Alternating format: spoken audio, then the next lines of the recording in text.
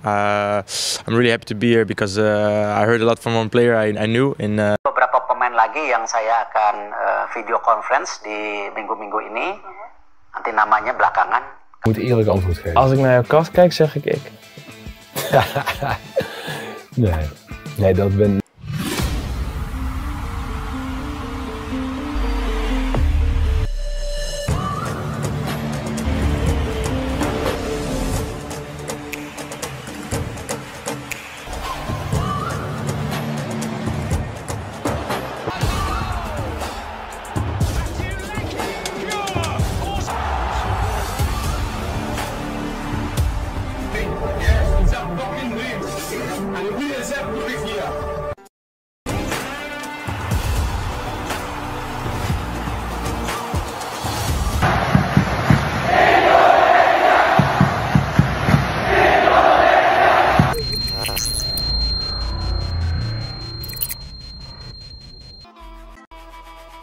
Keluarga sudah terbuka, pemain keturunan seharga 69 miliar rupiah dibujuk PSSI untuk bela timnas Indonesia. PSSI dikabarkan masih mengusahakan agar pemain seharga 69 miliar rupiah mau untuk membela timnas Indonesia.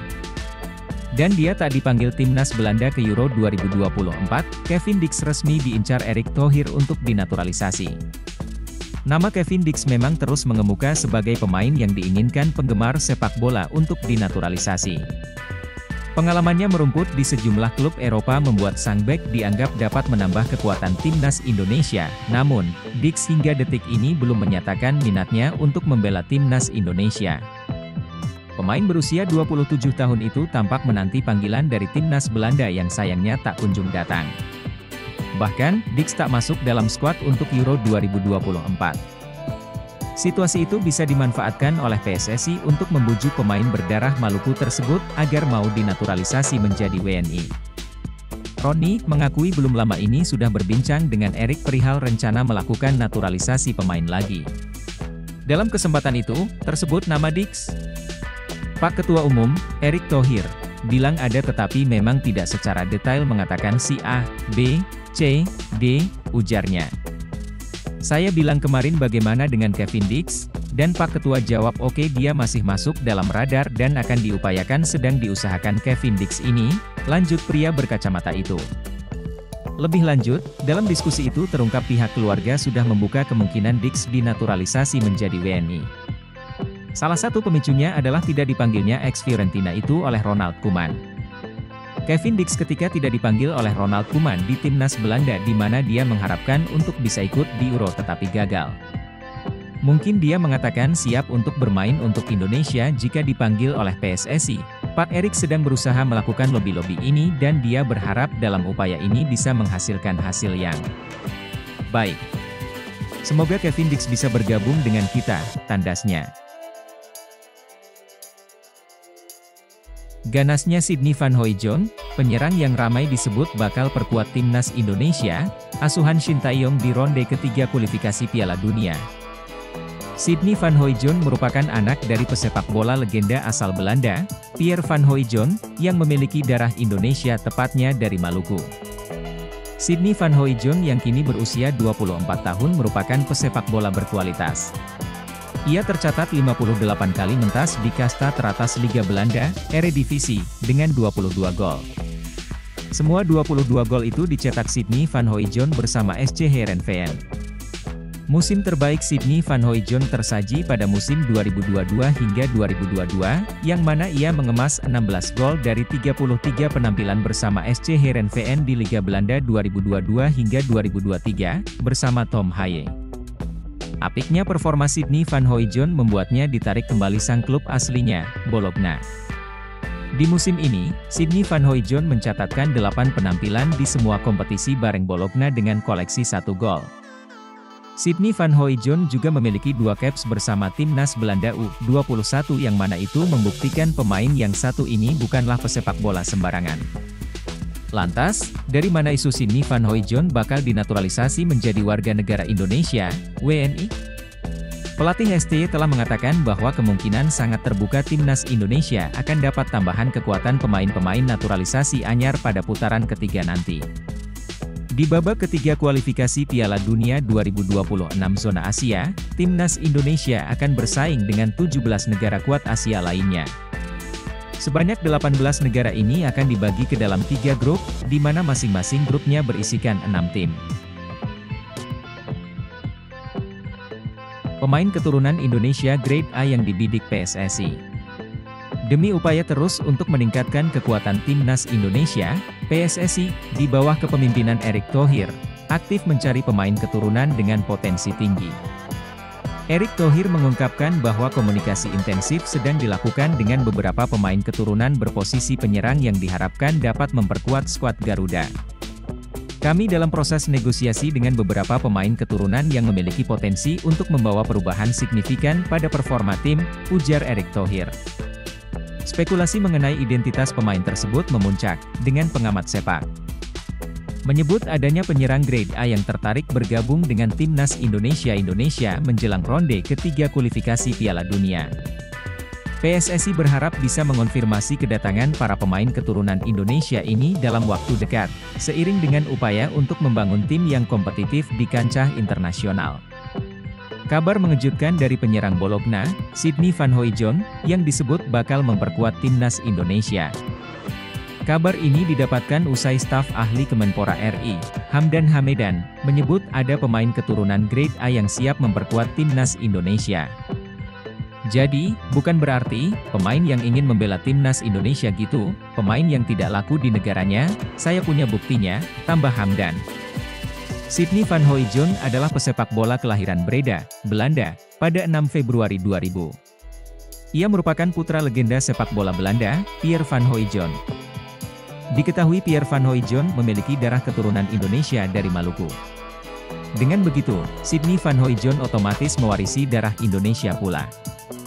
Dengan begitu, Sydney Van Hooijdonk eligible untuk memperkuat Timnas Indonesia lewat jalur naturalisasi. Catatan itu pula yang membuat Bologna merekrutnya pada musim 2021-22. Namun, ia kesulitan mendapat tempat hingga dipinjamkan ke Heerenveen usai melakoni 4 laga di Serie A 2021-22. Bersama Heerenveen, Sydney Van Hooijdonk kembali menemukan ketajamannya dengan mencetak 6 gol di paruh musim 2021-22 dan 19 gol sepanjang musim 2022-23. Bologna kemudian memanggilnya pulang di musim 2023-24. Sejauh musim ini berjalan, Sydney Van Hooijdonk baru mencetak 1 gol dari 9 laga di semua ajang. Mencari striker keturunan sulit, mungkin dia bisa jadi solusi Timnas Indonesia, kualifikasi Piala Dunia rounds ketiga. Mantan exco PSSI khawatir Martin Paes masih jadi bidikan Timnas Belanda. Sebab, pemain FC Dallas itu tak kunjung membela Timnas Indonesia. Paes telah selesai menjalani proses naturalisasi menjadi WNI. Ia mengambil sumpah sebagai WNI pada 30 April 2024, namun, proses untuk membela Timnas Indonesia belum selesai. Paes harus menjalani perpindahan federasi terlebih dahulu dari KNVB ke PSSI. Masalah kemudian muncul hingga dibawa ke CAS, Pengadilan Arbitrase Olahraga. Hingga kini, kasus tersebut tak ada kelanjutan atau penyelesaiannya. Hal itu membuat ex-anggota exco PSSI, Hassani Abdul Ghani, khawatir. Ia menduga Paes masih menjadi bidikan KNVB untuk membela Timnas Belanda, paspornya sudah dapat, kewarganegaraannya sudah dapat, ini Martin Paes. Nah, Martin Paes ini saya agak curiga. Dia kan terpilih kalau di MLS ini kan ada namanya All-Star Game, papar Hassani. Nah, Martin Paes kan terpilih. Artinya kan kalau dia terpilih levelnya diakui. Nah ini saya curiga, Timnas Belanda ini jangan-jangan ingin kembali mengambil Martin Paes, imbuh mantan wartawan olahraga itu. Jika melihat kiprah Timnas Belanda di Euro 2024, kiper-kiper yang dibawa oleh pelatih Ronald Koeman bisa dibilang kurang. Mereka sudah kemasukan 5 gol dalam 5 laga hingga babak perempat final Euro 2024. Memang, De Oranje hanya kemasukan di 3 pertandingan, yakni saat melawan Timnas Polandia 1 dan Timnas Austria 3 di fase grup, serta melawan Timnas Turki 1 di perempat final. Namun, penampilan kiper Bart Verbruggen dinilai kurang apik, belum lagi, Koeman hanya memiliki kiper seperti Justin Bijlow dan Mark Flekken di bangku cadangan. Hal inilah yang kemudian menimbulkan kecurigaan, Belanda masih menginginkan Paes. Kiper berusia 26 tahun itu tengah bersinar terang di MLS bersama FC Dallas. Kendati sudah menjadi WNI, bukan tidak mungkin Paes akan berpindah ke warganegaraan lagi. Menilik celah regulasi agar Martin Paes bisa membela timnas Indonesia. Proses perpindahan asosiasi yang belum tuntas membuat Paes belum bisa dipanggil untuk pertandingan putaran ketiga kualifikasi Piala Dunia 2026. PSSI harus segera mengambil langkah-langkah strategis untuk menyelesaikan masalah ini. Kehadiran Martin Paes di timnas Indonesia sangat dinantikan mengingat kualitas dan pengalamannya yang dapat memberikan kontribusi besar bagi skuad Garuda. Sebagai langkah konkret, PSSI bisa mempelajari kasus serupa yang pernah terjadi sebelumnya, seperti kasus Jordi Amat. Dengan belajar dari pengalaman tersebut, PSSI bisa menghindari kesalahan yang sama dan mencari solusi terbaik untuk Martin Paes. Selain itu, PSSI perlu memperkuat komunikasi dengan FIFA dan menunjukkan komitmen penuh dalam memperjuangkan hak Martin Paes untuk membela timnas Indonesia. Kehadiran Martin Paes di timnas Indonesia diharapkan dapat memberikan dampak positif bagi skuad Garuda dalam menghadapi putaran ketiga kualifikasi Piala Dunia 2026. Dengan semangat dan tekad yang kuat, Paes siap memberikan yang terbaik bagi timnas Indonesia dan menjadi teladan bagi generasi muda. Semoga proses perpindahan asosiasi Martin Paes segera selesai, sehingga dia bisa segera bergabung dengan timnas Indonesia dan membantu meraih hasil maksimal di kualifikasi Piala Dunia 2026. PSSI dan seluruh pendukung timnas Indonesia harus bersatu dan mendukung langkah-langkah strategis yang diambil untuk menyelesaikan masalah ini. Dengan kerjasama dan komitmen yang kuat, diharapkan Martin Paes bisa segera memperkuat timnas Indonesia dan membawa skuad Garuda meraih kesuksesan di kancah internasional.